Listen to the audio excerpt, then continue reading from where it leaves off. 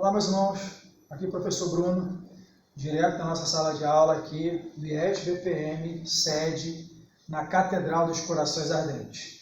Você, que é nosso aluno da turma de sábado, pela manhã, aqui conosco, na matéria de Introdução Bíblica.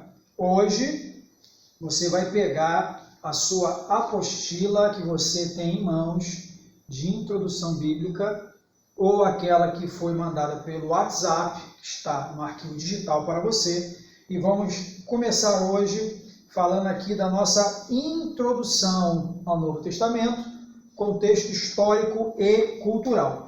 Primeiro, vamos ler um texto sagrado para começar a nossa aula de hoje de Introdução Bíblica. Lembrando que toda boa teologia começa a partir da Bíblia Sagrada. Por isso, vamos começar a aula de hoje, que vamos tratar do assunto de Novo Testamento, contexto histórico e cultural. Tá? Depois, a gente vai falar nas próximas aulas, até o final, o meio de julho, de outras questões do Novo Testamento. Então, vamos começar com o texto, Bíblia Sagrada, Evangelho de Nosso Senhor Jesus, segundo escreveu Mateus, capítulo 22, do versículo 15 até o versículo 32. Lembrando que essa referência está na sua apostila, você pode acompanhar na sua Bíblia Sagrada comigo agora.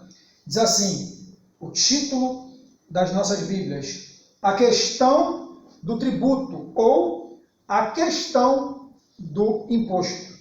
Então, retirando-se os fariseus, consultaram entre si como o surpreenderiam em alguma palavra, e enviaram-lhe os seus discípulos com os herodianos, dizendo: Mestre, bem sabemos que és verdadeiro e ensinas o caminho de Deus, segundo a verdade, sem te importares com quem quer que seja, porque não olhas a aparência dos homens. Dize-nos, pois, que te parece? É lícito pagar tributo ou imposto a César ou não? Jesus, porém, conhecendo a sua malícia, disse: Por que me experimentais, hipócritas? Mostrai-me a moeda do tributo.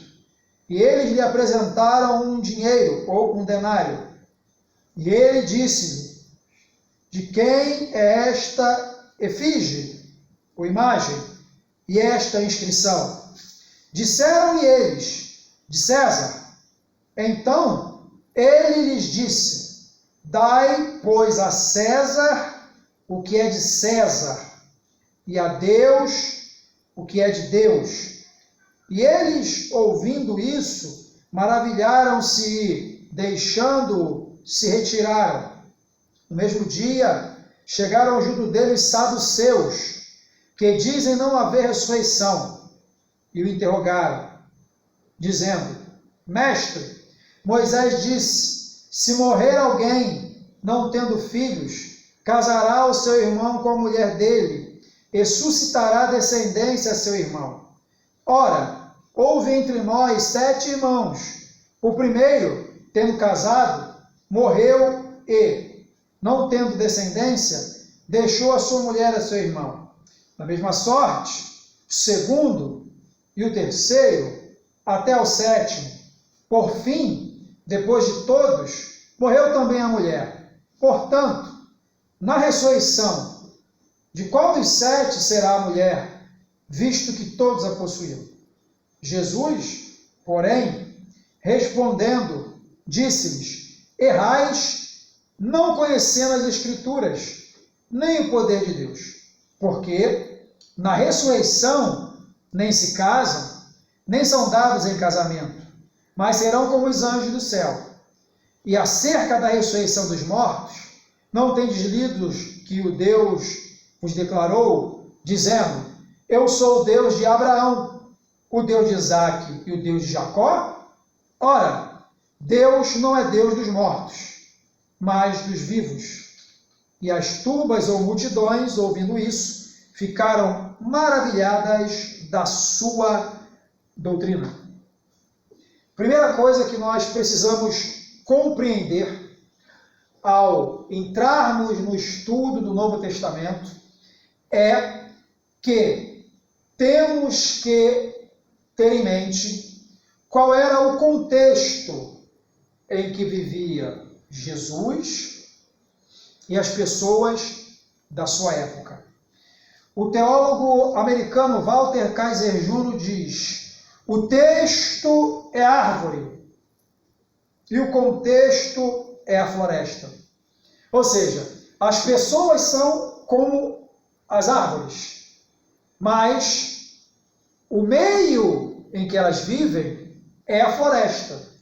Eu não vou conseguir entender as pessoas sem compreender de que forma elas vivem, o que elas comem, o que elas vestem, onde trabalham, como é a sua vida social, como é a sua vida religiosa, de que forma elas possuem a sua renda ou a sua vida econômica, qual é a forma de governo do local que elas moram, quais são as suas tradições, os seus usos, os seus costumes. Se eu quiser compreender melhor um povo, se eu quiser compreender melhor um país, se eu quiser compreender melhor um povoado, eu preciso ter em mente a forma com que aquelas pessoas vivem e o local em que elas vivem, para que eu possa ter uma melhor compreensão do ambiente. Compreendendo melhor o ambiente, eu vou conseguir entender por que é que aquela pessoa ou aquele grupo de pessoas se comporta dessa ou de outra maneira. Não é diferente quando nós vamos estudar a Bíblia Sagrada. Ao ler os livros da Bíblia Sagrada, tanto os livros do Antigo Testamento quanto os livros do Novo Testamento, eu preciso ter em mente que aqueles textos, aqueles versículos, aquelas passagens bíblicas, ou até mesmo aquele livro que eu estou lendo, foi escrito em certo ponto da história, em um certo local geográfico, por certa pessoa específica, que vivia em certo local também específico, que tinha uma língua própria, uma economia própria, uma religião própria, uma política própria, todo um contexto de tradições, de costumes e de hábitos, e aquele texto foi produzido no meio disso tudo. Se eu não compreendo todas estas questões, eu vou fazer uma interpretação errada, se não uma interpretação não adequada do que é que o texto quer dizer. Se eu quero entender o que o texto quer dizer, eu preciso me colocar no lugar das pessoas que ouviram o texto pela primeira vez. Porque o texto quer dizer o que o autor disse para os primeiros ouvintes. Tentar chegar o mais próximo possível dessa realidade vai me fazer compreender o texto com maior clareza. Lemos um texto do Evangelho de Mateus, capítulo 22, do versículo 15 ao 32, que tem várias informações. Por exemplo, você vai ter informações aí, fariseus, depois você vai ter informações herodianos, depois você vai ter informação César, depois você vai ter informações saduceus, depois você vai ter informações lei de Moisés, lei do Levirato. Todas essas informações estão dentro do texto do capítulo 22. Ora, se eu não sei quem são os fariseus, se eu não sei quem são os herodianos, se eu não sei quem são os saduceus, se eu não sei quem é César, se eu não sei o que é a lei de Moisés, ao ler o texto de Mateus capítulo 22, eu vou tirar pouco proveito do texto, porque eu não vou conseguir extrair a mensagem que o texto quer me dizer. Por isso, vamos tratar Novo Testamento. De que forma? Contexto histórico e cultural. Aqui, na nossa apostila, eu escrevi da seguinte forma. Sem dúvida alguma, a maior dificuldade na interpretação de um texto é a distância histórica e cultural que existe entre nós, os leitores atuais, e os ouvintes a quem foram destinados os escritos do Novo Testamento. Se nós não conseguirmos entender com clareza as diferenças entre a nossa época e a dos ouvintes originais, com certeza iremos interpretar de modo errado os textos do Novo Testamento. Falaremos então um pouco sobre o período intertestamentário, contexto político, contexto religioso e cultural. E para entender esse tipo de dificuldade na interpretação, usaremos um texto como exemplo, o texto que nós lemos em Mateus, capítulo 22. Quem eram os fariseus? Quem eram os herodianos? Quem foi César? Qual a diferença entre fariseu e saduceu? Só para citar alguma dificuldade com este texto. Por isso é tão importante conhecer o contexto, tanto bíblico quanto histórico-cultural. Então, antes de começar o estudo sobre o Novo Testamento, eu preciso entender o que aconteceu pouco antes do Novo Testamento começar. Por isso, eu coloquei aqui no quadro Antigo Testamento, espaço, Novo Testamento. O último livro das nossas Bíblias do Antigo Testamento, nossas Bíblias ocidentais, Malaquias, por volta do ano 400 a.C., mais ou menos. Novo Testamento, primeiro livro das nossas Bíblias ocidentais, Mateus, por volta do ano 65 depois de Cristo. Para entender o Novo Testamento, eu preciso entender como o Antigo Testamento acabou. E preciso também compreender o que aconteceu no espaço de tempo entre o final do Antigo Testamento, Malaquias, e o começo do Novo Testamento, Mateus. Então, vamos começar falando sobre esse período de mais ou menos 400 anos. Já falamos aqui várias vezes que a cronologia bíblica sempre será aproximada e nunca será exata. Por isso, colocamos sempre mais ou menos, porque a cronologia é uma ciência aproximada. A cada pesquisa, a cada nova pesquisa, a cada nova descoberta, os dados e as datas vão sendo ajustados para mais ou para menos. Por isso, toda vez que vamos citar datas, sempre colocamos mais ou menos, entendendo que as datas são ajustáveis para mais ou para menos. Então, eu quero entender o Novo Testamento. Eu quero entender Mateus. Eu quero entender como isso começou. Então, o que eu tenho que fazer? Eu tenho que começar um pouco antes. E depois eu tenho que ver como as coisas foram andando. Por isso, eu vou ter que entender aqui o que diz respeito aos 400 anos, que alguns autores vão dizer que é 400 anos de silêncio. 400 anos de silêncio, alguns autores vão afirmar.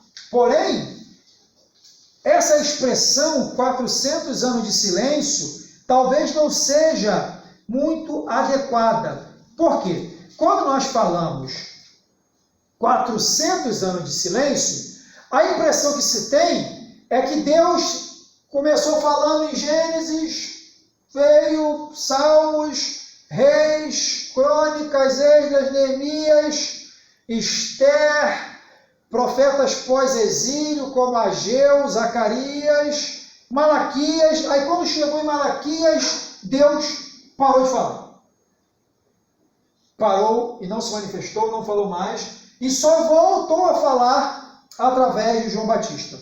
Por isso, a expressão 400 anos de silêncio não é adequada, ou pelo menos precisa ser ajustada. Que tipo de silêncio foi esse?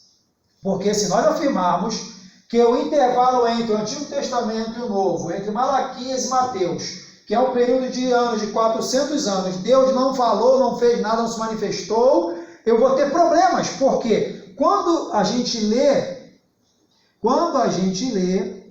o livro da Bíblia de Lucas, a gente vai achar um versículo aqui que diz o seguinte, que havia uma pessoa, Lucas capítulo 2, do versículo 25 e diante. Havia em Jerusalém um homem cujo nome era Simeão, e este homem era justo e temente a Deus, esperando a consolação de Israel, e o Espírito Santo estava sobre ele. E fora-lhe revelado pelo Espírito Santo que ele não morreria antes de ter visto Cristo. E pelo Espírito foi ao templo, quando os pais trouxeram o menino, para com ele proceder, segundo o uso da lei, ele tomou e disse em seus braços, louvou a Deus, agora, Senhor, podes pedir em paz teu servo, segundo a tua palavra, pois já os meus olhos viram a salvação. Então, Simeão era um homem, talvez um ancião. Vamos dizer que Simeão tinha 60 anos de idade. Pode ter mais. Jesus nasce no ano 4 a.C., por causa de um erro do calendário. Se Simeão, no ano 4 da nossa era, antes de Cristo, estava com 60 anos, então ele pegou o final dos anos de silêncio.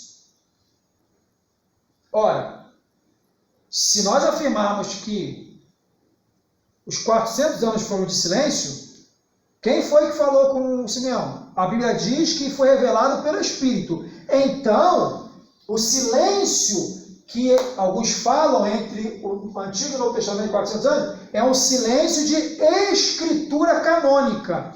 Ou seja, durante o período entre Malaquias e Mateus, entre João Batista, que começa a pregar no deserto, não houve revelação canônica ou escritura canônica que tivesse sido produzida. Aí sim, o silêncio de escritura canônica, não silêncio da voz de Deus. Porque se você afirmar que houve o silêncio da voz de Deus, o texto bíblico diz que o Espírito falou com Simeão que ele iria ver o Messias. Se ele falou com ele antes de o Messias nascer, já estamos pelo menos no finalzinho dos anos 400. Se Simeão viveu 60 anos, e se ele tinha 60 anos quando apresentou o Messias, pelo menos no ano 370 aqui, antes de Cristo, 70 anos de Cristo, o Espírito falou com ele aos 50, ou 10, ou 15, ou 20. Então, é um silêncio de escritos canônicos, e não o silêncio da voz de Deus. Deus falava com as pessoas.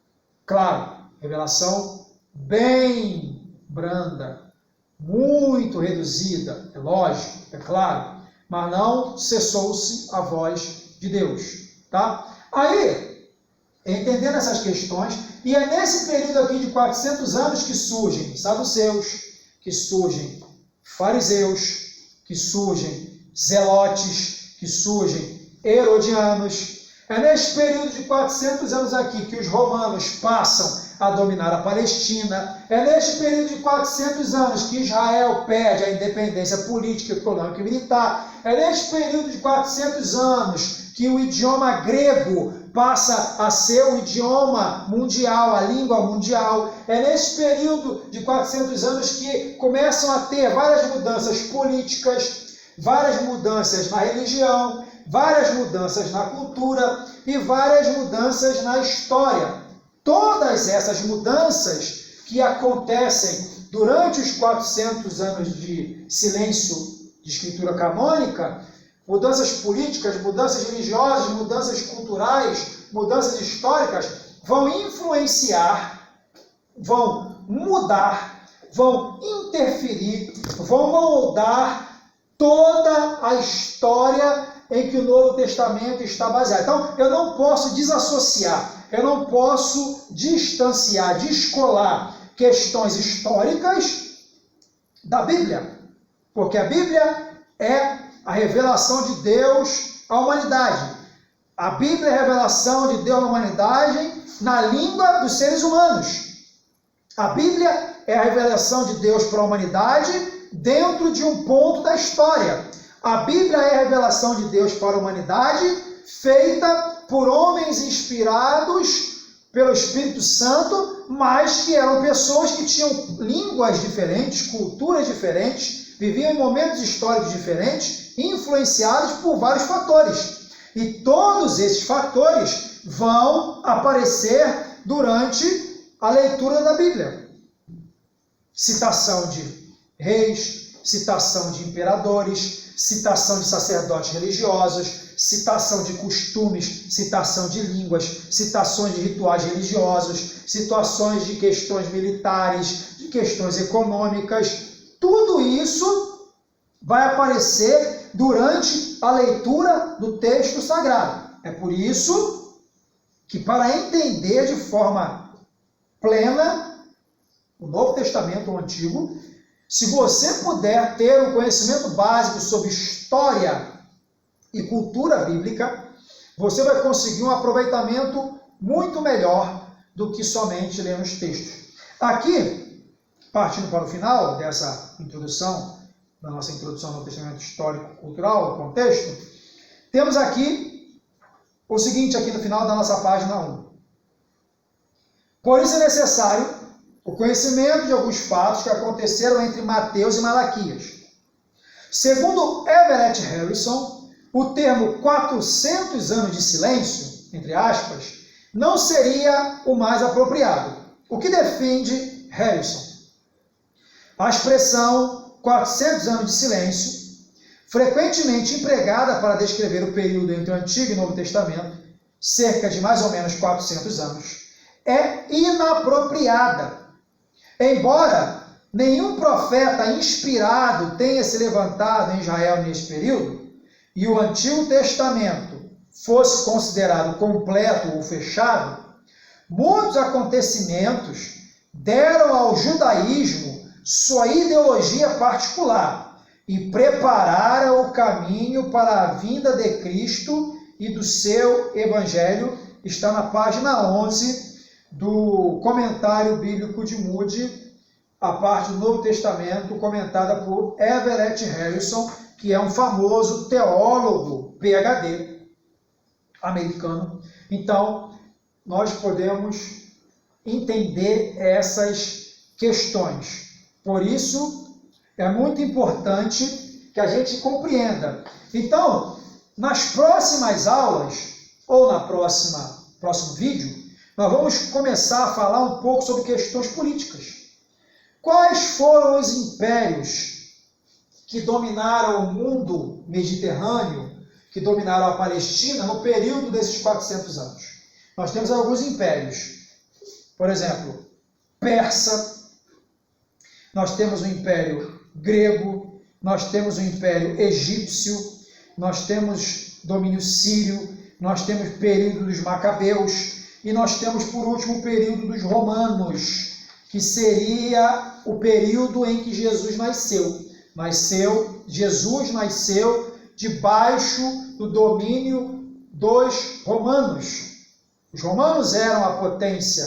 O Império Romano dominava. Então, os acontecimentos dos evangelhos e os acontecimentos das epístolas são acontecimentos que vão ser retratados durante o período do domínio romano. Por isso, você vai pegar a sua apostila e você vai começar a lê-la da página 2 até a página 3. Página 2 e página 3. No próximo vídeo vamos discutir questões políticas, questões históricas e questões políticas. Por isso, leia a sua apostila, faça as suas anotações, tire as suas dúvidas e nós vamos tentar depois ir alinhando, afinando isso aí. Espero que você tenha gostado da aula. Deus abençoe você, Deus abençoe a sua família. Até a próxima aula em nome de Jesus.